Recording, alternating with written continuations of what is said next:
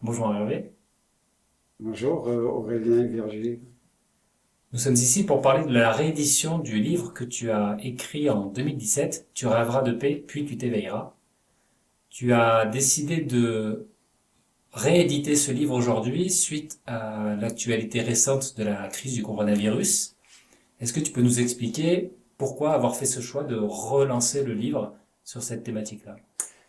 En fait, je me suis aperçu de façon un peu incidente que les déclarations de départ des présidents de la République de l'époque, donc François Hollande en 2015 et Emmanuel Macron aujourd'hui, sont quasiment les mêmes. C'est-à-dire que François Hollande parle d'un attentat terroriste en disant nous sommes en guerre. Et Emmanuel Macron parle de la même chose pour un virus en disant l'ennemi est là, invisible, et il confirme nous sommes en guerre. Et je me suis demandé en quoi est-ce que c'était la même chose, un virus et un attentat. Et en fait, c'est pas l'attentat et le virus qui sont la même chose. Ce qui est la même chose, c'est le choix gouvernemental de gouverner, de faire passer des décisions contraire aux attentes des citoyens, parce que je ne parle pas seulement de la France, hein, je parle aujourd'hui du monde entier, par la peur. On crée un climat de peur. Ça a été théorisé pardon, il y a déjà pas mal de temps. La meilleure façon de faire passer des décisions contraires aux attentes des citoyens, c'est de créer un climat de peur. Et on voit que il y a des attitudes différentes du point de vue gouvernemental et du point de vue des citoyens. Par exemple, au Brésil, quand M. Bolsonaro a annoncé le confinement, tous les Brésiliens sont descendus dans la rue et il a retiré voilà, la décision. Et en France, c'est passé comme une lettre à la poste. Voilà. Ce qui est quand même assez étonnant, parce que quand on regarde quelle est la mortalité réelle du coronavirus, quelle tranche d'âge elle touche, elle touche par exemple des gens comme moi, puisque j'ai 72 ans, donc je ne suis pas très loin de la tranche d'âge. Mais par contre, elle ne concerne pas les enfants, elle ne concerne quasiment pas les gens jeunes. Ceux que je connais, moi, qui sont des adultes et qui l'ont eu, ont été fatigués et puis ils s'en sont très bien remis. Je fais un lien, moi, de mon côté, entre l'époque de 2015 et les attentats qu'a connu la France et la réaction des citoyens et la réaction des citoyens aujourd'hui avec l'épidémie. En 2015, par exemple, moi j'ai discuté avec des amis et je leur disais, voilà, moi ça me fait bizarre d'ouvrir mon sac à chaque entrée de magasin ou à chaque coin de rue, de voir des policiers partout. C'est quelque chose qui me gêne.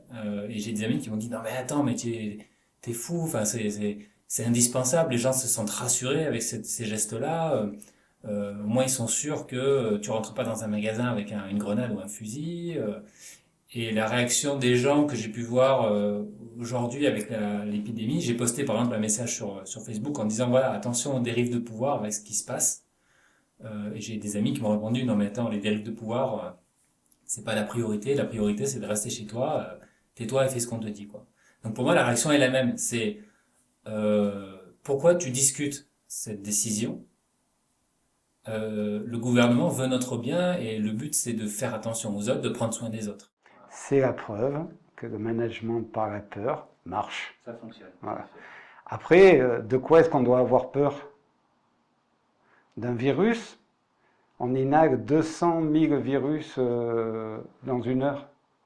On est constitué de bactéries, de virus, de micro-organismes. Voilà. Pasteur, à la fin de sa vie, a reconnu que ce n'était pas le virus qui était responsable de la maladie, c'était le terrain. Voilà.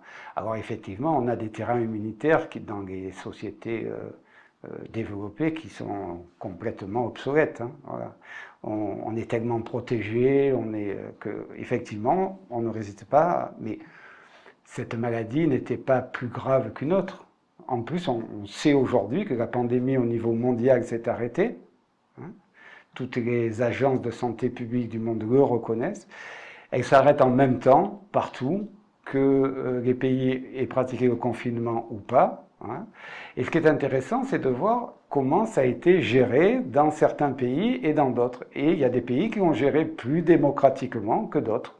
Ouais. À commencer par la Turquie, qui n'est pas du tout un pays démocratique, et qui a fait exactement le contraire de la France, c'est-à-dire qui a testé systématiquement, voilà. Alors qu'en France, on ne teste pas. Hein. Pourquoi on ne teste pas? Je connais une jeune femme qui a appelé le SAMU parce qu'elle elle avait une fièvre assez importante. Le SAMU est venu, il a déclaré Covid-19, a refusé de la tester, et elle a répondu, mais alors comment vous pouvez dire que je suis Covid-19 si vous ne me testez pas? Et la personne lui a répondu très tranquillement, ne vous inquiétez pas, de toute façon, vous serez dans les statistiques. Voilà. C'est-à-dire qu'il y a une manipulation absolument éhontée. L'important, c'est pourquoi ça se passe comme ça. Voilà. Et ce qui est sûr, c'est que la peur fait marcher. Mais de quoi est-ce qu'on devrait vraiment avoir peur? Voilà.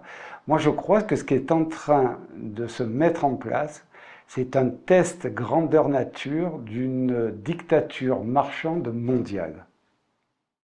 Quel rapport du coup avec la version de 2015 et le livre d'aujourd'hui? Parce que dans le livre de 2015, j'abordais déjà ce changement de paradigme que je vois à l'œuvre aujourd'hui, mais en 2015, je montrais, on va dire, je m'intéressais plus aux causes de cette façon de gestion des sociétés. Voilà. Et aujourd'hui, je m'intéresse plus à ce qui est en train de se passer dans la réalité, c'est que on voit que avec seulement 2 mois de confinement, la nature se répare partout. Les animaux réinvestissent les villes. Au bout d'une semaine, on avait des rorquals et des dauphins qui revenaient dans les calanques de Marseille. Et que la pollution a diminué de 40%, la pollution qui tue beaucoup plus de monde et pour le coup des enfants que le coronavirus, et qui a reculé de 40% en Inde, en Chine et dans des pays qui sont très pollués. Donc, ça, pour moi, je vais dire que c'est le nouveau monde qui est en train d'apparaître. Ce monde que tu connais, qui est le monde de la transition, qui existe depuis maintenant plusieurs décennies, qui se met en place petit à petit, qu'on voit dans les films Demain, dans le Colibri, dans tous les travaux de Pierre Rabhi, tous ces gens qui travaillent sur un autre rapport à la nature. Voilà. Et là, la nature nous a donné un sacré coup de main, parce qu'avec un tout petit virus, elle nous a rappelé à l'ordre, et elle nous a dit, voilà, regardez comment, en reculant juste un peu, vous pouvez avoir une relation beaucoup plus harmonieuse avec la nature, dont vous faites partie, que lorsque vous faites beaucoup de bruit, enfin tout ce que vous faites habituellement. Et ça, c'est vraiment quelque chose qui m'a donné, mais alors vraiment un souffle. Tous les gens que je rencontrais quasiment, sauf ceux qui avaient peur du Covid, disaient à peu près la même chose. On se sent bien, on respire, on s'occupe de nous, de nos enfants. Et mon voisin a dit, finalement, il faudrait qu'on fasse 1 mois de confinement tous les ans. Voilà. Et on peut le faire comme ça, 1 mois de confinement tous les ans, ou on peut le faire autrement, c'est-à-dire on peut diminuer simplement de 20% notre production industrielle, et etc., pour revenir à un rapport plus harmonieux. Et une fois qu'on a mis le pied dans son nouveau rapport, il y a tout qui suit, parce que l'humanité est d'une intelligence extraordinaire. Aujourd'hui, il y a des gens comme Gunther Puri, qui est persona non grata en France, mais qui fait du pétrole avec des algues. Grâce à ce travail qu'il fait, il a découvert comment on peut nettoyer les océans des microparticules de plastique. Il y a plein de choses qui sont en train de sortir aujourd'hui, où on voit qu'on peut, en étant en ne changeant pas notre niveau de vie, mais en le transformant, c'est-à-dire en passant de tout ce qui est de la consommation de biens matériels, de l'obsolescence programmée, on jette un tiers de la nourriture produite dans le monde. Voilà. On passe un des plus gros activateurs du PIB français, c'est la fabrication d'armes. Voilà. L'obsolescence programmée, c'est ce qui nous fait changer des appareils avant qu'ils soient vraiment usés. Donc on paye des gens, il y a des ingénieurs qui ont payé pour décider que ta caméra, par exemple, eh ben, à tel moment, elle va s'arrêter, tu seras obligé de la changer. Voilà. Et comme maintenant tu peux plus la réparer parce que c'est quasiment pas possible. Quand tu vas changer une ampoule de phare, aujourd'hui, tu peux plus le faire toi-même, et puis on te change tout le phare. Voilà, tu es pris dans ce système d'organisation marchande du monde, que tu le veuilles ou non. On l'a bien vu, hein, en plus avec la pandémie, et avec le fait qu'on délocalise, qu'on fait fabriquer ailleurs. Et ce que j'ai vu d'extraordinaire, par exemple, une grande surface d'Ardèche, qui n'était plus livrée par les grandes plateformes agroalimentaire, s'est tourné vers les maraîchers locaux en leur demandant de les livrer. Et les maraîchers locaux me répondaient: ah oui, mais c'est trop tard. Nous, maintenant, on est organisé, on a une plateforme Internet, on a des clients, ils commandent, et quand ils viennent, les paniers sont prêts, etc. Et ils ne reviendront pas en arrière, ces gens-là. Et en plus, il y a de plus en plus de consommateurs qui préfèrent ça maintenant. Donc on a appris beaucoup, beaucoup de choses pendant ces 2 mois. Et moi, il y a une image qui m'est venue, c'est que le gouvernement, d'une certaine façon, avec ce confinement, nous a mis en prison. Et quand ils vont ouvrir, ça y est, ils sont en train d'ouvrir les portes des prisons, parce qu'il faut quand même relancer l'économie, parce que s'il n'y a plus d'économie, le gouvernement qui vit sur les taxes sur la consommation, ben, il va s'effondrer. Comme il faut relancer l'économie, il ouvre les portes des prisons. Et il n'y a quasiment plus personne dans les prisons. Il y a encore ceux qui portent encore des masques aujourd'hui. J'ai croisé un homme qui était seul dans sa voiture avec son masque. Bon, voilà, ça c'est sûr. Mais moi, de tous les gens avec qui je suis en contact et avec qui j'échange, même ceux qui sont un peu dubitatifs, qui sont pas si sûrs que ça, ils sont plus en prison. Ils ont commencé à agir autrement. Il y a vraiment des choses extraordinaires, des gens qui, pendant le confinement, ont produit de la nourriture pour des gens qui n'ont pas les moyens. Du reste, il y a une femme qui s'est fait arrêter sur un marché parce qu'elle elle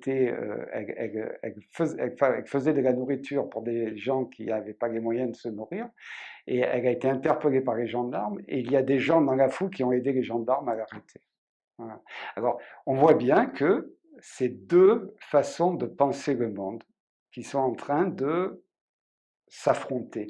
Pas, pas Se s'affronter, jauger. voilà, se jauger. Et ce qui est extraordinaire, c'est que le premier philosophe répertorié au monde, qui s'appelle Imhotep, qui est un Égyptien qui a vécu 5000 ans avant Jésus-Christ, avait découvert que nous sommes des individus bipolarisés. Hein, nous fonctionnons de manière bipolaire. C'est du reste marrant parce qu'on donne ce nom à une maladie, mais nous sommes tous bipolaires. Voilà. Et il dit, j'appelle une de mes polarités la peur et l'autre polarité est l'amour. Voilà. Ce qui est en train de s'effondrer, c'est la pensée de la peur, de la séparation.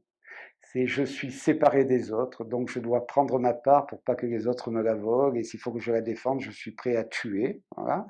Et l'autre, c'est nous sommes tous unis dans une même histoire, évidemment. Quand on réfléchit, franchement, qu'est-ce que c'est la Terre? C'est un grand vaisseau spatial qui produit lui-même sa propre nourriture et qui se balade dans l'univers. Hein, et qui est en train de prendre l'eau parce que nous, on est en train de faire des trous dans la coque et on s'en rend même pas compte. Et heureusement qu'on a cette intelligence de la nature qui, elle, nous rappelle à l'ordre et qui nous dit stop, parce que nous sommes des êtres naturels.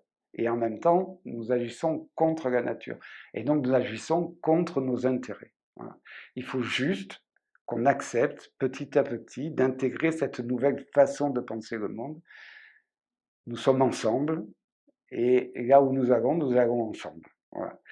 Soit je suis du côté, on va dire, de l'ombre, c'est-à-dire de la peur, et je me mets un masque, je me protège, et je dénonce les terroristes qu'on a complètement fabriqués nous-mêmes. Hein. C'est un concept, le terrorisme, qu'on a fabriqué. Hein. Voilà.